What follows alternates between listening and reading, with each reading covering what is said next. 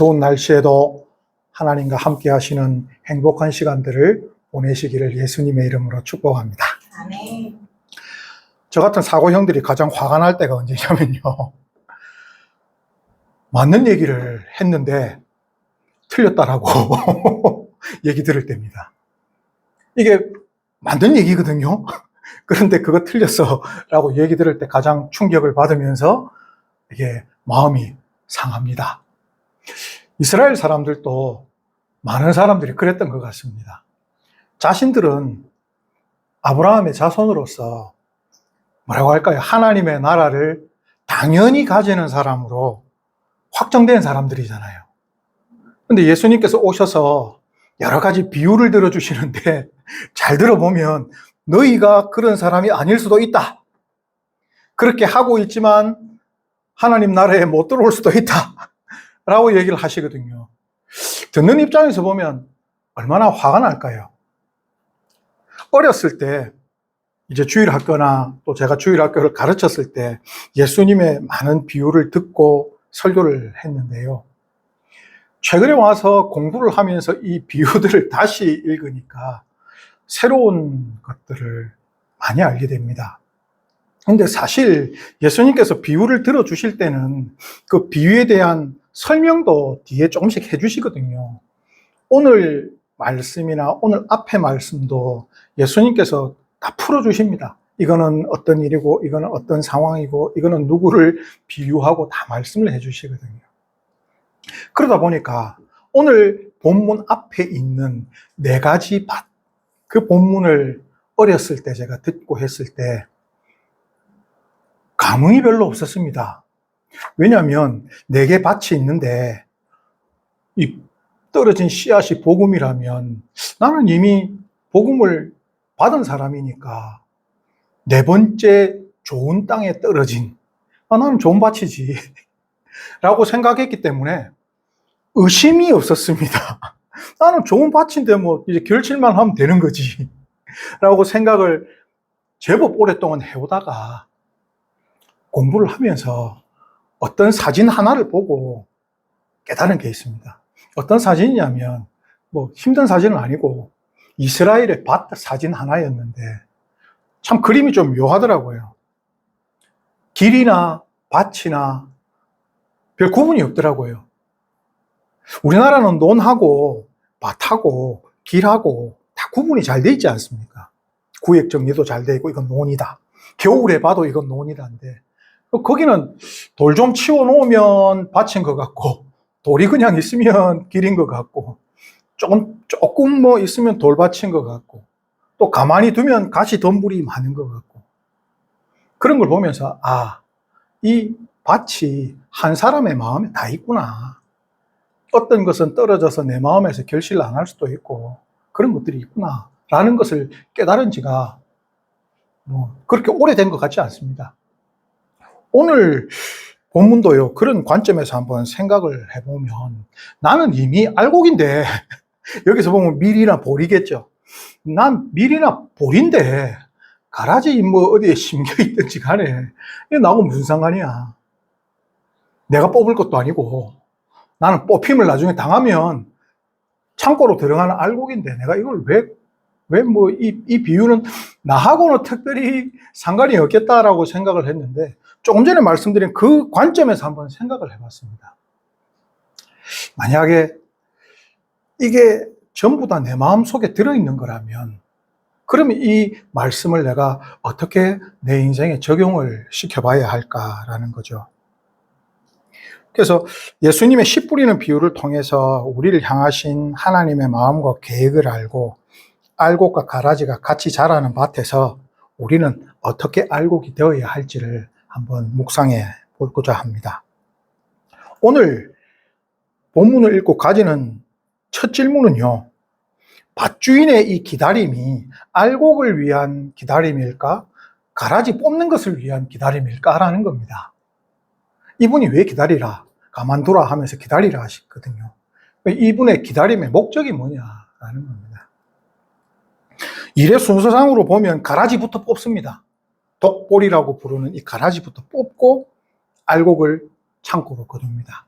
그럼 최종적인 목적은 무엇이냐면 알곡을 곡간에 넣는 게 이 밭주인의 최종 목적이라는 겁니다. 이 목적을 분명히 안다면 우리 밭주인의 모든 말과 행동을 이해하기가 수월할 것 같습니다. 지금 앞에 그림이 있는데요. 보리, 독보리, 밀.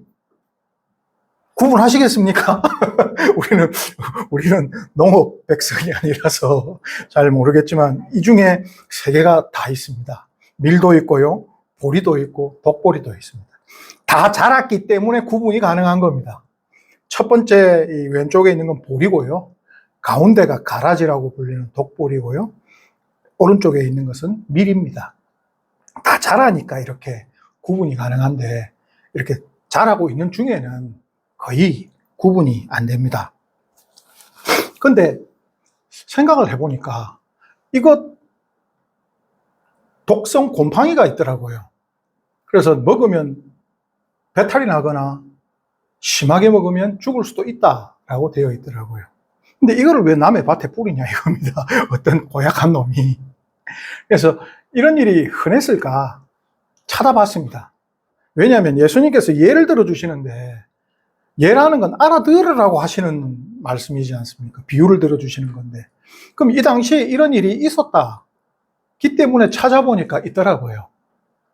로마법에 남의 밭에 독뿌리를 뿌리는 자는 처벌한다. 피해자의 상태에 따라서 재물손괴만 되느냐 상해죄가 되느냐에 따라서 처벌 수위를 결정한다 되어 있더라고요. 고대법만 있는 게 아닙니다. 현대법에서도 있더라고요. 현대법에서도 이게 조금 전에 말씀드린 재물손괴죄, 3년 감옥, 상해죄 7년 감옥, 아주 중죄입니다. 그런데 이런 일이 있었다라는 것을 한번 보면 당시에 뭘까요? 이렇게 밭주인이 일 시키고 돈을 안 줬다든지 임금을 안 줬다든지 토지 이렇게 경계를 해놨는데 이 땅이 네 땅이니 내 땅이니 싸움이 붙었다든지 이런 일들은 비일비재하거든요. 그러면 화가 나서 그쪽에 그냥 독보리 씨앗을 뿌려버리는 겁니다. 근데 이제 그걸 이제 금지시켜 놓은 법도 있다는 거죠. 이런 원한이 있는 사람이 뿌렸다는 걸 보면 쉽게 생각해 보면 그 사람에게 더 경제적인 물질적인 타격을 주고자 하면 삼손처럼 그냥 밭에 불질러 버리면 훨씬 낫지 않겠습니까? 삼손처럼 그냥 불질러 버리면 되겠지만 당시의 시대가 이런 물질적인 손해나 피해보다 한 사람이 명예와 수치라는 이런 중요한 가치를 가지는 시대였거든요. 그러다 보니까 이런 겁니다. 당연한, 저 같은 경우에는 당연한 경우지만, 너 목사인데 설교 너무 못해. 이러면은 자존심에 상처가 오는 것처럼, 예를 들어서 도장업을 하시는데, 너 진짜 못 칠한다. 라든지, 이런 얘기가 그 당시에는 그 사람들한테 굉장한 수치가 되는 겁니다. 도장공에게 당신 칠한 거 보니까 이거 너무 감쪽 같다. 너무 좋다 하면 최고의 명예를 가지는 겁니다. 그러면 밭주인 농사꾼에게 최고의 명예는 당신 밭에 보리가 알곡이 너무 잘 익었더라 하면 그 사람한테는 최고의 칭찬이 됩니다. 그 사람이 얼마나 많은 농업 지식을 가지고 그곳에 정성을 쏟아부었다라는 게 나오기 때문이죠. 근데 거기에 우리로 치면 뭘까요? 이런 피 같은 거, 논에 피 같은 거 있고 하면 저 게으르구나. 밭주인이 가서 이거 관리도 안 하는구나. 그러면 이 사람은 수치를 당하는 거거든요. 이게 훨씬 더 부끄럽다는 겁니다. 동네 사람들이 전부 다 저 게으른 농부 욕을 하는 것이죠. 그러니까 이 하나님 입장에서도 보면 뒤에 보시면 이제 36장에서 41절까지 보면은 이제 밭주인이 하나님이시잖아요. 그럼 하나님이 그 알곡 하나를 위해서 그런 수치를 견디고 계심을, 참고 계심을 말씀해 주시는 거죠. 이제 시간이 좀 지나가지고 밀이나 보리하고 지금 독보리가 같이 자랐습니다. 종들이 가서 보니까 큰일 났죠. 이거는 조금 자라다 보면은 안 보이거든요. 알이 열릴 때쯤 돼야 알 모양이 다르기 때문에 구분이 되거든요. 주인님, 큰일 났습니다. 이거 독보리, 우리 좋은 씨만 뿌렸는데 지금 독보리가 올라왔습니다. 얘기를 하죠. 이때 주인의 대답이 가만두라. 독보리 뽑다가 밀이 상할까 한다. 라고 얘기를 하십니다. 그래서 또 찾아봤습니다. 독보리 제가 그냥 뽑으면 되지. 왜 저러실까? 독보리 뽑는 법이 고대 농업 기술 중에서 3가지가 있더라고요. 첫 번째는 뭐냐면 안 심어야 되는 겁니다. 처음부터 그냥 밭 할 때 안에 어떤 씨들이 뿌려져 있는가를 면밀히 살피는 예방 활동. 이게 1순위랍니다. 이걸로 해서 없게 하고, 두 번째는 이제 생육기 손 작업이라고 해서 자라기 시작해서 이삭이 열리면 이제 구분이 가능해지거든요. 그때 이제 뜯기 시작하는데 요건 손실률이 크답니다. 방금 지금 주인이 얘기한 대로 밀이나 보리를 같이 뽑을 확률이 있답니다. 그래서 마지막으로 뭘 하냐면 채그르기 방법을 쓰는데요. 요 보시면 밀하고 보리는 알갱이가 큽니다. 알곡이.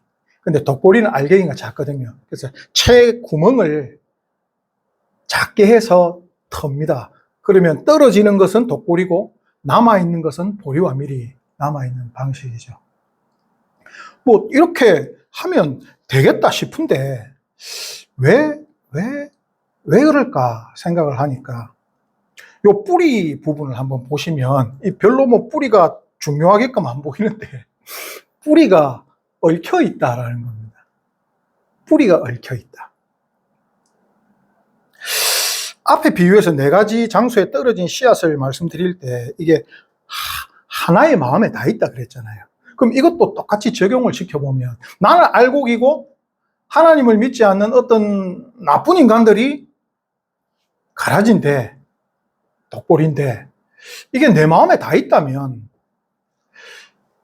하나님께서 이걸 뽑고 싶은데 못 뽑으신다? 로마서 7장 19절을 보면요.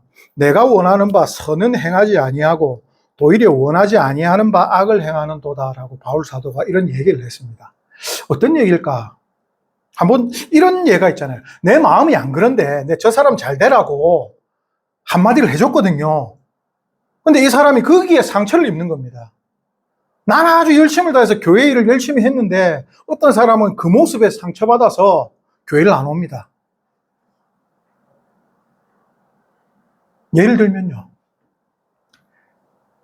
내가 원하는 바는 뭡니까? 선을 행하는 거지 않습니까? 근데 지금 나타난 어떤 결과는 뭐라고 해요? 원하지 아니하는 바, 굳이 여기서 표현을 한다면 악이 된 거 아닙니까?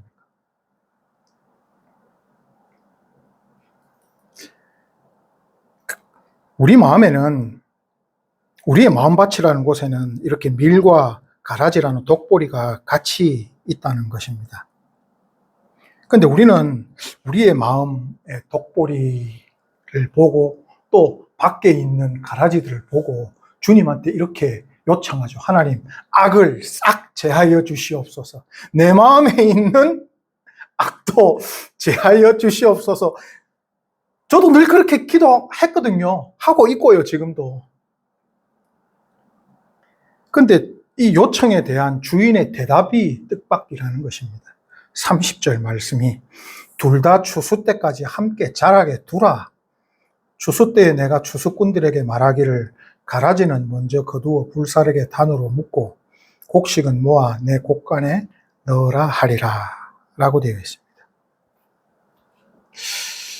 하나님 이거 못 뽑으실까? 우리는 늘 생각을 하거든요. 하나님이 이 악을 제거 못 하실까? 아니 밖에 악들은 그냥 막 제거해 주시면 좋죠. 내하고 상관없으니까. 내 속에 악들도 좀 있는데 이거 그냥 착 해주시면 안 될까 했는데 뭐라고 표현해야 할까요? 뿌리가 너무 얽혀 있다는 겁니다. 그거 뽑아버리면 아까 말씀드렸을 때 내가 선한 마음으로 어떤 사람에게 행동을 했는데 그게 그 사람한테는 가시가 되어가지고 악이 될 수 있잖아요. 근데 이게 저는 선한 마음이었지만 결과적으로 악이 될 수도 있지만 이거 없애버리면 내 마음에 그 먹었던 선한 마음도 뽑혀 나갈 거 아닐까요? 하나님이 그냥 기다려 주시는 거 아닐까요? 어떻게 보면 하나님이 세상을 아름답게 만들어 놓으셨잖아요. 근데 인간들이 악을 저질렀고, 근데 인간들끼리 얘기하는 게 하나님이 이 땅으로 만들어 놓으셨다. 하나님이 악도 만드셨다. 얘기하고 막 말도 안 되는 얘기 하잖아요. 근데 하나님 그거 계속 보고만 계십니다. 하나님 어떻게 세상이 저렇게 돌아가도록 보고만 계십니까? 저 악을 제하여 주시옵소서. 근데 하나님께서 계속 기다려 주시죠. 그 작은 알곡이, 지금은 알곡이 아니죠. 그 작은 밀 하나가, 그 작은 보리 하나도 땅에 떨어뜨리고 싶지 않으신 이 밭주인의 마음을 누가 뭐라고 할지라도 나는 그 하나의 알곡을 더 거둘 거야 라는 그 밭주인의 마음이 있는 것이죠. 29절에 가만두라 라고 말씀을 하십니다. 여기서 이제 우리가 또 오해할 수 있습니다. 가만두라 라는 말씀에 뭐라고 할까요? 눈앞에 부정적인 것, 악한 일에 대해서 하나님이 때가 되면 알아서 하시겠지 라고 입을 다물고 모른 채 하라는 걸까요? 그럼 내 마음에 악이 있는데 어차피 마지막 되면 하나님 그거 싹 뽑아서 해주시고 나의 어떤 좋은 부분을 이렇게 해주실 건데 그럼 우리는 그때까지 기다려야 되냐 이겁니다. 아무 말도 안 하고. 눈에 보이는 악들을 하나님께서 처단해 주실 거니까 가만히 있어야 되냐 이겁니다. 지금 밭주인의 염려는 뿌리가 얽혀 있어서 혹시나 알곡이 상할까 안 돼요. 그러면서 어떤 생각이 들었냐면 밭이 있는데 지금은 가라지하고 독보리하고 밀이 같이 다 섞여 있잖아요. 이 얘기는 뿌리도 엉켜 있는데 근데 가라지든 밀이든 보리든 지금 똑같은 물과 똑같은 비료가 들어가고 있다는 겁니다. 그 밭에. 똑같은 은혜가 똑같은 공급함이 거기 계속 들어가고 있다는 겁니다. 가라지한테도 알곡한테도 밀한테도.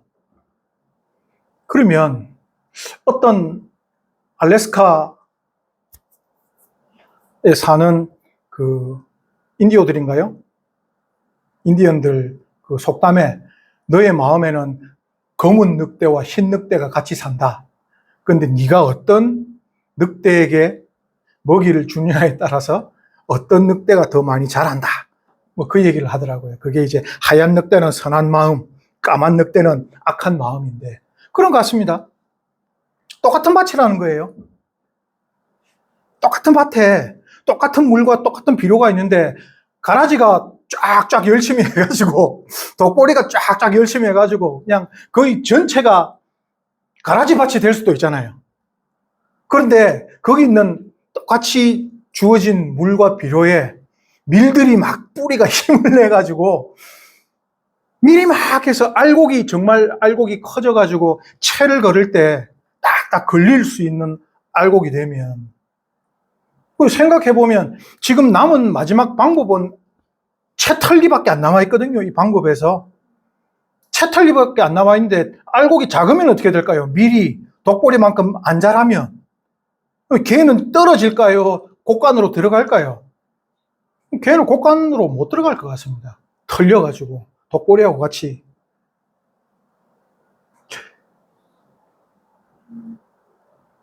고린도전서 3장 7절 말씀, 골로새서 1장 10절 말씀, 골로새서 2장 19절 말씀을 보면 어떻게 하면 알곡될 수 있는가가 나와 있더라고요. 심는 이나 물 주시는 이는 아무것도 아니로되 오직 자라게 하시는 이는 하나님입니다. 하나님, 저 알곡으로 자라게 해주세요.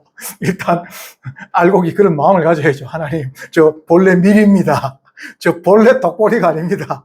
저 밀로 자라게 해주세요. 바랄 수밖에 없죠. 주께 합당하게 행하며 범사에 기쁘시게 하고 모든 선한 일에 열매를 맺게 하시며 하나님을 아는 것을 자라게 하시고. 알곡이 하나님 아는 거에 막 자라는 겁니다. 물과 비료가 결국은 하나님 아는 것에 자라게 되는 거죠. 골로새서 2장 19절 머리를 붙들지 아니하는지라 온몸이 머리로 말미암아 마디와 힘줄로 공급함을 받고 연합하여 하나님이 자라게 하심으로 자라느니라. 잘 붙어 있는 거죠. 열매 잘 맺기 위한 방법은 예수님께서 설명해 주셨잖아요. 내가 내한테서 떨어지면 안 된다 하셨잖아요. 예, 그렇게 하면 알곡이 되는 것입니다.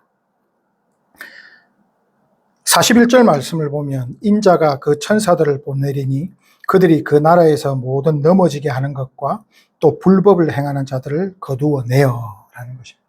반드시 추수 때 결산이 있습니다. 하나님의 나라는 의인과 악인이 분명히 나뉘게 될 것입니다. 우리의 마음도 의인과 악인이 있거든요. 의인과 악인이 아니라 의의 부분과 악의 부분이 있습니다. 그것으로 결국 나중에 어떻게 될까죠? 우리는 가라지 밭에 산다 할지라도 하나의 알곡을 얻기를 원하시는 하나님 아버지의 마음을 깨달아서 항상 주어지는 은혜의 물과 비료로 가라지보다 더 큰 알곡이 되어야 될 것입니다. 그렇게 되실 수 있기를 예수님의 이름으로 축복합니다. 아멘.